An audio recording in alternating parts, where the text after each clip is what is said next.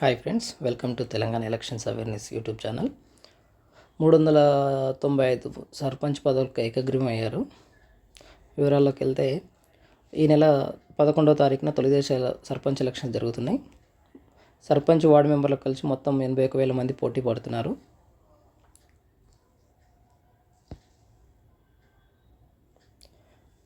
సర్పంచ్ పదవులకు తొలి విడతలో 8,095 మంది ఉపసంహరించుకున్నారు. 3,836 గ్రామాల్లో 13,127 మంది పోటీ పడుతున్నారు. అంటే ఒక్కో సర్పంచ్కి 3.42 మంది చొప్పున తుది బరిలో ఉన్నారు. 149 వార్డుల్లో నామినేషన్ దాఖలు కాలేదు. 9,331 వార్డులు ఏకగ్రీవమైనాయి. 9,600 మంది ఉపసంహరించుకున్నారు వార్డు సభ్యుల్లో. అంటే సర్పంచ్కి ఏమో 8,000 మంది, వార్డు మెంబర్లకేమో 9,000 పైచిలకు మంది ఉపసంహరించుకున్నారు. సో పోటీ చేసేందుకు తుది జాబితాలో 67,000 మంది తుది జాబితాలో ఉన్నారు. అంటే ఒక వార్డు మెంబర్కి 2.41, అంటే ఒక వార్డు మెంబర్కి 2 చొప్పున పోటీ పడుతున్నట్టు. అదే సర్పంచ్కి 3 పైచిలకు, అంటే సర్పంచ్కి 1:3 చొప్పున, వార్డు మెంబర్కి 1:2 చొప్పున పోటీ పడుతున్నట్టుగా మనం భావించవచ్చు. సర్పంచ్ బదులకు నామినేషన్ దాఖలు కానీ 5 గ్రామాల్లో 3 మంచిర్యాలలో ఉన్నాయి. ఆసిఫాబాద్, నిర్మల్లో ఒక గ్రామ పంచాయతీ ఉన్నాయి. మొత్తంగా 5 గ్రామ పంచాయతీల్లో నామినేషన్లు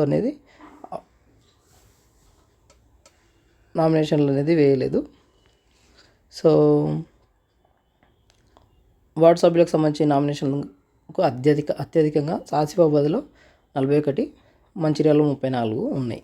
అంటే వార్డు సభ్యులకేమో ఆసిఫాబాద్, మంచిర్యాలలో నామినేషన్ దాఖలు అవ్వలేదు. అదే సర్పంచ్ పదవులకు వచ్చేసి 5 గ్రామాలు, అంటే మంచిర్యాలలో 3 జిల్లాలు, ఆసిఫాబాద్, నిర్మల్లో ఒక్కో గ్రామ పంచాయతీ. ఓకే, తొలి విడతకు సంబంధించిన చూసినట్టయితే మరింత క్లుప్తంగా మొత్తం పంచాయతీలు 4,236, సర్పంచ్ పదవులు 4,236.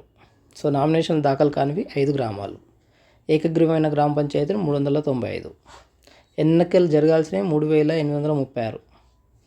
సర్పంచ్ పదవులకు పోటీ పడుతున్న వాళ్ళు 13,000 మంది, వార్డు సభ్యులు 37,440, నామినేషన్ దాఖలు కానివి 149, ఏకగ్రీవమైన వార్డులు 9,000 పైచిలకు, ఎన్నికలు జరగాల్సిన వార్డులు 27,000 మంది, పోటీ చేసిన అభ్యర్థులు 67,000 మంది పైచిలకు.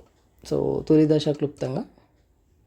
సో రెండో దశ నామినేషన్ల గురించి మరొక వీడియోతో క్లుప్తంగా తెలియజేస్తాను.